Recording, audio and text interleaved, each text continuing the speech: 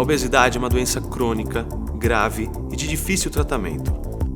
Como tal, necessita de tratamentos efetivos, controle e supervisão por toda a vida. Infelizmente, o arsenal terapêutico para controle clínico medicamentoso conservador é extremamente pobre e ineficiente. Além de representar um grande problema por si só, a obesidade, principalmente nas suas formas mais graves, é responsável por inúmeras outras doenças que causam limitações e aumento no risco de morte.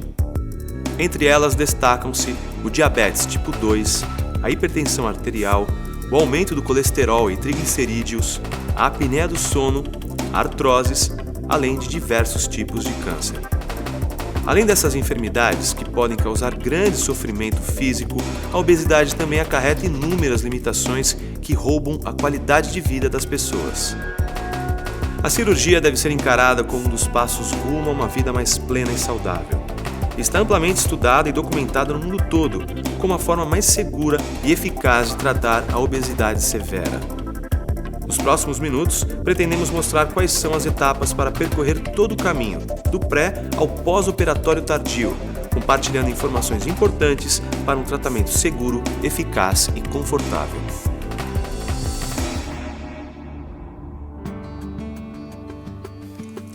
Oi, tudo bem? A Sociedade Brasileira de Cirurgia Bariátrica e Metabólica quer ajudar você a compreender melhor a cirurgia, desfazer os mitos existentes sobre ela e auxiliar na sua tomada de decisão. Nos próximos minutos eu vou falar sobre detalhes importantes e pontuais, mas esse vídeo não pretende substituir o diálogo com seu médico e sua equipe. Não deixe de esclarecer qualquer dúvida que ainda persista. Ele é qualificado para responder todas elas e poderá analisar o seu caso individualmente. Lembre sempre que a cirurgia é apenas o primeiro passo. A perda de peso é um trabalho contínuo, que envolve conscientização, vontade, participação ativa e, principalmente, mudança de hábitos de vida. É claro que, como em toda cirurgia, existem riscos, mas um preparo adequado e uma correta avaliação podem reduzir esses riscos e minimizar as consequências. Vamos lá? O primeiro passo é a realização dos exames e avaliações com diversos especialistas que irão verificar a sua condição clínica e geral. Cada paciente é avaliado de acordo com a sua idade, peso, hábitos alimentares, perfil psicológico, doenças associadas, expectativas e prioridades. Seu médico poderá determinar os mais adequados para você. Você também irá passar pela avaliação de uma equipe multidisciplinar. A ampla experiência acumulada nos últimos anos nos ensinou que o preparo e o acompanhamento depois da cirurgia têm impacto direto sobre os resultados a longo prazo e sobre a manutenção do peso atingido. A equipe multidisciplinar normalmente inclui um psicólogo ou psiquiatra, um nutricionista ou nutrólogo, um endocrinologista e um cardiologista. Distúrbios psicológicos que podem variar desde uma ansiedade leve até alterações graves devem ser detectados antes da cirurgia. Tratar estes distúrbios ou planejar um tratamento contínuo no pós-operatório, sem dúvida, terá um impacto importante no resultado da cirurgia a longo prazo. O papel do especialista em nutrição começa no pré-operatório, identificando seus erros e preferências alimentares, e se estende por todo o pós-operatório, mais particularmente no período pós-imediato, através do planejamento da dieta de adaptação que dura em torno de 30 dias.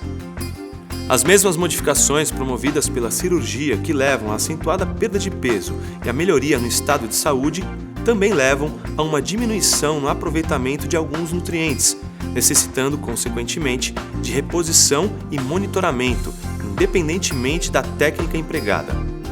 Esse acompanhamento é feito periodicamente com intervalos cada vez maiores, necessitando de exames eventuais para equilibrar a reposição vitamínica e mineral. O endocrinologista também desempenha um papel fundamental antes da cirurgia, principalmente em pacientes com diabetes ou síndrome metabólica, onde doenças como diabetes, dislipidemia e hipertensão arterial são avaliadas e atenuadas para que o paciente chegue à cirurgia o mais equilibrado possível. No caso do paciente ter hipertensão arterial e outras doenças cardiovasculares, o cardiologista irá avaliar o seu caso e indicar os cuidados necessários para a sua cirurgia.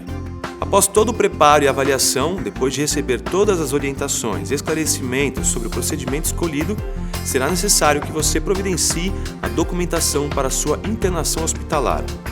Se você tem algum plano de saúde, possivelmente será exigida uma perícia antes da liberação da cirurgia. Uma vez liberada a cirurgia, uma consulta com o anestesista é realizada para uma rechecagem dos exames, para avaliação dos riscos anestésicos e planejamento do procedimento. Outro profissional que irá cuidar de você é o fisioterapeuta, e seu cirurgião poderá solicitar um preparo especial com esse profissional até mesmo antes da cirurgia. Além da participação no pré-operatório, o fisioterapeuta irá prescrever e auxiliar na realização de exercícios respiratórios e de mobilidade, e também estimular e acompanhar as primeiras caminhadas. Exercícios adicionais serão prescritos também para você fazer em casa após a alta.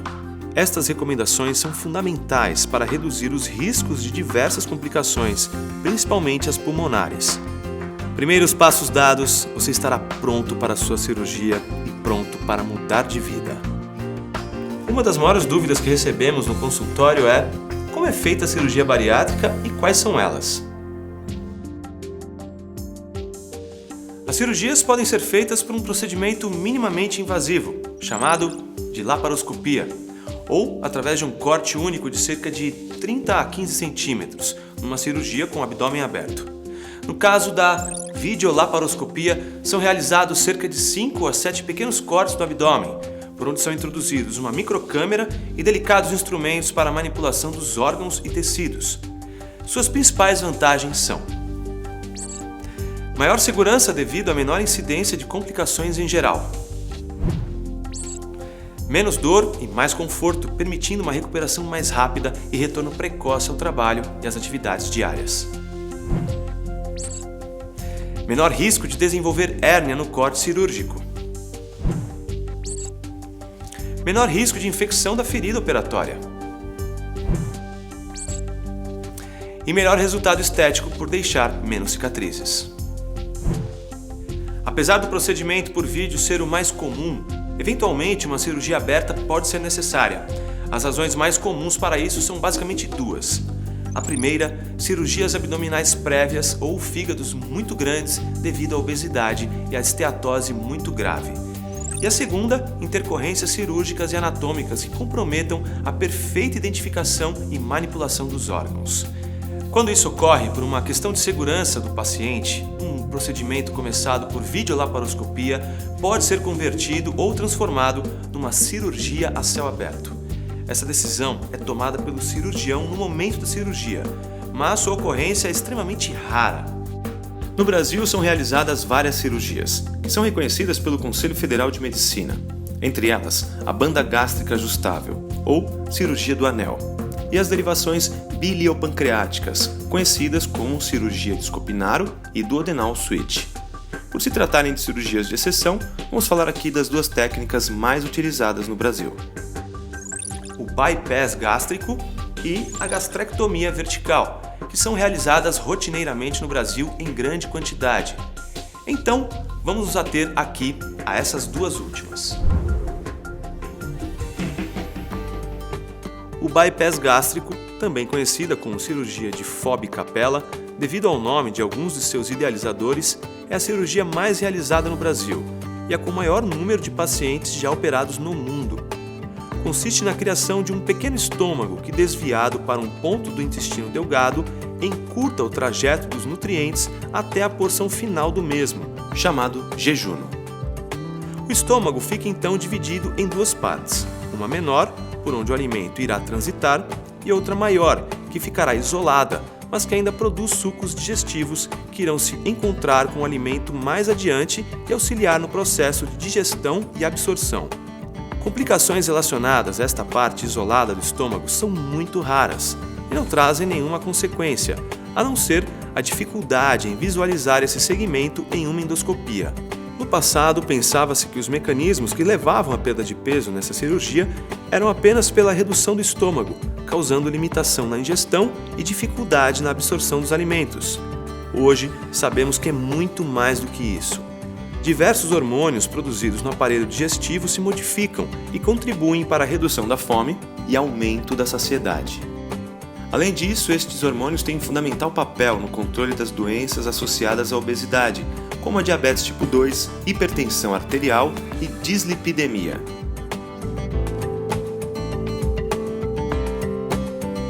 Outro procedimento muito utilizado no Brasil é a gastrectomia vertical, conhecida também como sleeve, que é um nome inglês para manga de camisa. Nessa técnica, é retirado cerca de 2/3 do estômago em seu eixo vertical, transformando-o em um tubo estreito por onde a comida vai passar. Esta cirurgia baseia-se no princípio da restrição do volume alimentar ingerido e na retirada de uma área do estômago que produz a grelina. Muitos estudos têm mostrado que os hormônios da saciedade também aumentam nessa operação. Esta cirurgia também apresenta suas vantagens. É um procedimento mais simples e mais rápido, com risco cirúrgico um pouco menor e com menos necessidade de suplementação vitamínica, sendo uma boa escolha para pacientes com anemia crônica ou osteoporose grave, por preservar a absorção da primeira porção do intestino. Entretanto, pessoas que têm doença do refluxo gastroesofágico importante, apresentando azia e queimor no estômago com frequência, deverão evitar esta cirurgia por ela ter um potencial de acentuar esses sintomas e piorar o refluxo. Ela também é menos potente no controle do diabetes mais grave e nos indivíduos muito obesos. Toda cirurgia pode apresentar riscos, inclusive de vida. Atualmente, o risco de uma fatalidade na cirurgia é quase o mesmo de uma cesariana ou de uma cirurgia de apêndice, em torno de 0,1%, ou um caso para cada 1.000 pessoas operadas. Problemas e complicações também não são comuns, podendo ocorrer em torno de 1 a 2% dos casos. Dentre elas, as que mais preocupam são a trombose venosa, que é o entupimento das veias, aumentando a chance de embolia pulmonar e outras alterações pulmonares. As fístulas, que é quando há um vazamento do conteúdo do estômago ou intestino pelas costuras e grampeamentos feitos na cirurgia. Os sangramentos e as hérnias e obstruções do intestino. A boa notícia é que a incidência dessas complicações é muito baixa, para não dizer raras. Além de adotarmos diversas medidas para preveni-las, dispomos de recursos para resolver quase todos os problemas. É claro que quando ocorrem, trazem angústia e inconvenientes, mas isso é um imponderável da medicina e do tratamento de doenças graves, como a obesidade. A colaboração do paciente é fundamental para o sucesso do procedimento. Fazer corretamente a fisioterapia, ficar ao máximo fora da cama, obedecer o jejum e a dieta prescrita ajuda a evitar várias complicações. Quando a cirurgia terminar, você acordará com o anestesista conversando com você.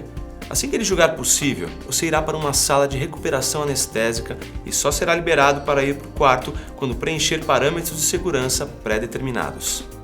Como em qualquer cirurgia, o repouso por algumas horas vai ajudar seu corpo a eliminar os medicamentos anestésicos.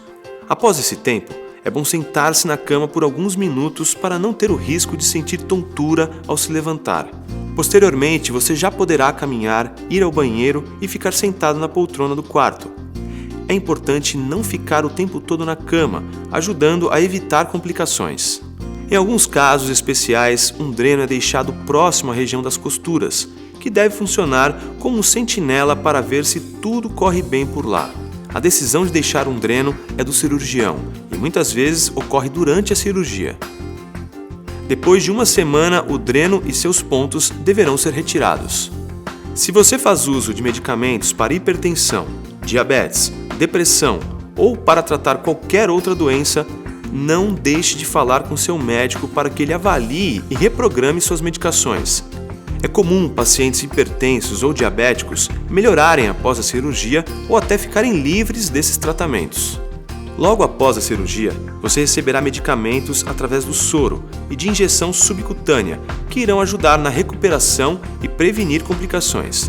Mas dependendo da gravidade, isso pode demorar. Uma fisioterapeuta fará sessões de exercícios que te ajudarão em todo o processo para que a recuperação seja mais rápida. Após 2 ou 3 dias, você poderá ter alta e ir para casa. Uma vez em casa, o mais importante é seguir as orientações dadas pela equipe. Obedecer rigorosamente o volume e qualidade dos alimentos é essencial para seu pós-operatório ser tranquilo e evitar complicações. Obedeça a progressão prescrita de líquidos, pastosos e finalmente sólidos. Perigo! Ingerir uma quantidade maior de líquido ou algo pastoso ou sólido neste período pode comprometer seriamente as costuras, levando a complicações graves. Quando chegar a hora dos sólidos, lembre que a mastigação é fundamental para a evolução da dieta. Mastigar bem e comer devagar evitará eventuais desconfortos. Depois de um mês da realização da cirurgia e da avaliação da nutricionista, você poderá evoluir a dieta verificando sua aceitação aos alimentos. A partir de agora começa a reeducação alimentar. Deixar de lado velhos hábitos e alimentos industrializados pode evitar que você volte a engordar. O plano alimentar foca no consumo de alimentos ricos em proteínas e carboidratos complexos. Carnes, ovos, leguminosas, frutas, verduras e legumes vão fazer parte dessa nova vida. Mais do que nunca, você precisa de muita qualidade no que ingere no seu dia a dia. Quando começar a emagrecer, seu organismo vai queimar também uma parte dos músculos, além da gordura.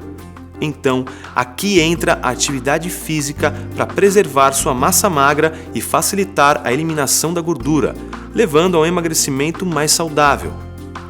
Com 30 dias da data da cirurgia, é hora de planejá-las. Este planejamento é muito importante para que não se lesione. Progredir de forma crescente e com orientação inicial do fisioterapeuta e depois do educador físico farão com que você atinja seus objetivos mais facilmente, além de criar bons hábitos. Nessa abordagem eu quis mostrar a você o passo a passo de uma cirurgia bariátrica, o antes, o durante e o depois do procedimento. Mas claro, toda a informação necessária você vai ter junto aos profissionais que darão apoio à sua decisão. O mais importante é pensar que a obesidade é uma doença grave e limitante e que a cirurgia é uma ferramenta que irá auxiliá-lo em uma grande guinada rumo a uma vida mais plena e saudável, com muito mais qualidade.